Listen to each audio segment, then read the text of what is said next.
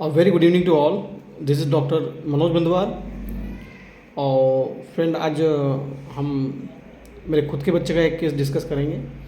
और ये केस 3 दिन पहले का है, जब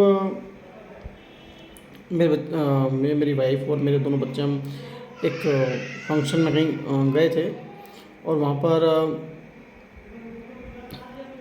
बच्चे खेलने लगे वहाँ पर। तो गर्मी का टाइम था, धूप ज़्यादा थी, बच्चे खेलने लगे। और उसके क्योंकि जनरली हम कहीं सफ़र में जाते हैं तो डायपर वगैरह यूज़ करते हैं बच्चों के लिए, तो हमने भी बच्चे को डायपर वगैरह पिला रखा था। और उसके बाद तकरीबन 2-3 घंटे 4 घंटे वहाँ रुकने के बाद में मेरे बच्चे को दस्त लगी। तो वाइफ ने चेक किया तो बोला कि सर इसको मतलब वाटर स्टूल हो रहा है, दस्त जैसा लग रहा है। तो मैंने कहा ठीक है, अभी इसको बदल लीजिए।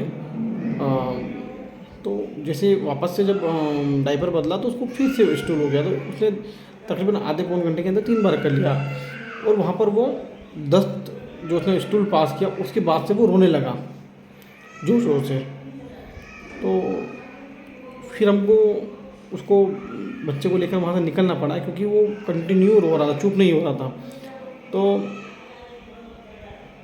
हम वापस रिटर्न हुए कार से। तो मैंने मेरी वाइफ को कहा कि आप इसका डायपर एक बार वो चेक कर लीजिए। तो मेरी वाइफ ने डायपर जब चेक किया तो उसकी जो रेक्टम के आसपास की स्किन लाल हो गई थी, और वो मतलब इतना बेचैन हो रहा था स्टूल करने के बाद में। तो वाइफ ने वापस से उसको जब डायपर पहनाया तो उसने वापस जब स्टूल पास किया, उसके साथ ब्लड भी आया उसको थोड़ा सा। तो मेरी वाइफ ने कहा कि सर इसको ये पूरा रेडनेस हो गया है, उस वजह से परेशान हो रहा है, उस वजह से नीचे नहीं बैठ रहा है, गोद में नहीं बैठ रहा है, ये चीज़ अपने जो पुट्ठे ऊंचे करके मेरे ऊपर लटक के सो रहा है, मतलब रो रहा है। और कंटिन्यू रोना, मतलब मुझे तकरीबन 100 किलोमीटर का जो डिस्टेंस तय करना था, और उस बीच में ये कंटिन्यू बच्चा रो रहा है, चुप नहीं हो रहा है मेरा। और मैंने जनरली साथ में हमारी मेडिसिन नहीं होती है, तो मैंने ORS लिक्विड वगैरह रखा था। तो मैंने कहा कि आप ये पिलाइए, बट उसने नहीं पिया। और वो कंटिन्यू रोए जा रहा, रोए जा रहा, रोए जा रहा। बस वो कि उसको वहाँ रेक्टम की रेडनेस की वजह से पेन हो रहा है, और वो नीचे नहीं बैठ रहा है। मतलब जनरली बच्चे गोद में लेट जाते हैं, बट वो ऐसे सिर मम्मा के यहाँ रख कर और पूरा ऐसे जैसे नीचे पोजीशन होती है ना, बच्चे डॉगी स्टाइल में सोते हैं, इस टाइप से वो उसकी मम्मा के ऊपर सो गया, और नीचे अड़ने ही नहीं दे रहा अपने पुट्ठों को। तो मैंने कहा कि ठीक है, घर से पहुँचते कैसे भी करके। वो उसका रोना इतना ज़्यादा तेज चल रहा था कंटिन्यू।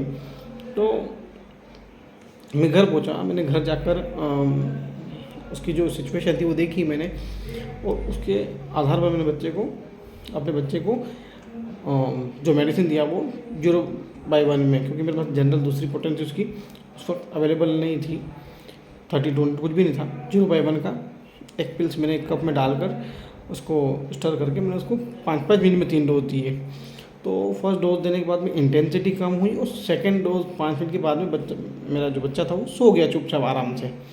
और वाइफ ने उसको डायपर पहनाया। उसने आधे या पौन घंटे के बाद एक और स्टूल पास किया, नॉर्मल विदाउट ब्लड। और धीरे धीरे उसकी फ्रीक्वेंसी कम हुई, बट वो सोया रहा। 10 के बाद वो उठा नहीं, और इवनिंग आते तो स्टूल जो था वो लगभग कम हो गया बिल्कुल। और उसका जो मूड था, जो रोना था, चिड़चिड़पन था, वो बिल्कुल चला गया। और मॉर्निंग में जब हमने उसकी जो रेडनेस देखी वो भी चली गई, और बच्चा कम्प्लीटली ठीक था। तो ये केस था। और हमने शुरू में उसको 5-5 मिनट में डोज दिया, फिर उसके बाद मैंने उनको आधे घंटे में लेने के लिए बोला। तो जब वो उठा, हम उसको आधे घंटे में दिया। उसके बाद फिर मैंने जब मुझे सेटल कंडीशन लगी तो मैंने उसको 4 घंटे में एक डोज दिए।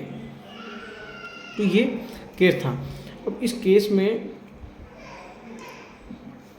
मेरे दिमाग में ये एक चीज़ आई कि बच्चे को दस्त से कोई प्रॉब्लम जनरली यूँ होता नहीं है उसे, बट इस बार जैसे उसको 2-3 बार जब दस्त लगी तो उसको वहाँ की जो स्किन थी रेक्टम की, वो उससे रगड़ लगी, उससे रेडनेस आ गई, और उसके दर्द की वजह से वो नीचे नहीं बैठ रहा है।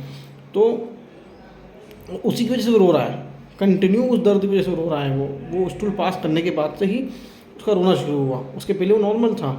तो मैंने अपने लैपटॉप में इस रूब्रिक को सर्च किया, एक रूब्रिक है हमारे पास, weeping tearful mood with pains anus and rectum after stool. इस रूब्रिक को मैंने सबसे पहले सर्च किया। तो ये रूब्रिक मैं एक और बार बताता हूँ, weeping tearful mood with pain in anus and rectum after stool. मतलब आफ्टर स्टूल के बाद एनस और रेक्टम में उसे पेन होना शुरू हुआ, जिसके बाद से वो रोना शुरू हुआ।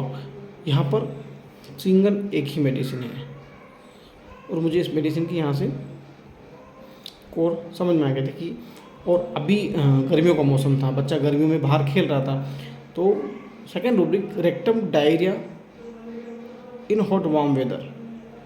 सेकेंड रूब्रिक एक एटमॉस्फेयर को कंसिडर किया कि भाई ये भी कारण हो सकता है, तो हमने सेकेंड रूब्रिक ले लिया। बच्चा कंटिन्यू रो रहा था, weeping tearful mood in children, है ना, और चिल्ला रहा था बहुत जोर जोर से दर्द की वजह से, बहुत ज़्यादा चीख, मतलब कि मेरे लिए गाड़ी चलाना दूसरा हो रहा था कि कैसे हम समय पे पहुँचे। रूब्रिक है हमारे पास, shrieking screaming shouting pain during. दर्द की वजह से वो चीख रहा था, चिल्ला रहा था, मतलब उसकी इंटेंसिटी बहुत बढ़ती जा रही थी, और थोड़ा भी कुछ टच होता तो चीखने लग जाता। हम उसको थोड़ा सा नीचे सपोर्ट देते हैं, टच करते तो रोने लग जाता। तो रूब्रिक है हमारे पास, shrieking screaming shouting touch aggravate. और टच भी कैसा, थोड़ा सा भी टच हो तो तकलीफ शुरू। रूब्रिक है हमारे पास माइंड में, shrieking screaming shouting with pain eight slightest touch aggravate.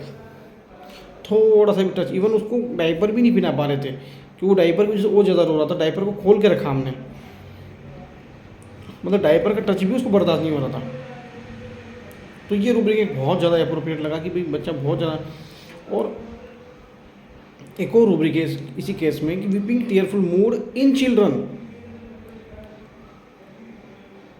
Children dysentery pain in rectum intolerable.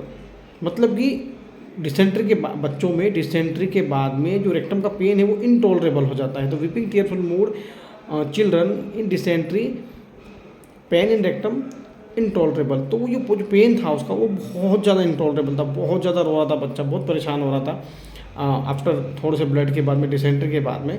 तो इन सभी रूब्रिक के बेस पर मैंने मेरे बच्चे को कॉल्चिकम ऑटोमनाल दिया। ये मेडिसिन था कॉल्चिकम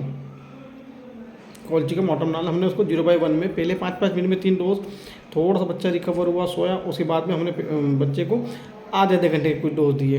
उसके बाद 4 घंटे का 1 या 2 डोज दिया, और नेक्स्ट डे उसी इवनिंग होते थे नॉर्मल, और नेक्स्ट डे पर बच्चा पूरी तरह ठीक हो गया। तो ये एक वेदर से रिलेटेड और का एक बच्चे का, मेरे ही बच्चे का केस था। तो this is the case of colchicum autumnale. Thank you.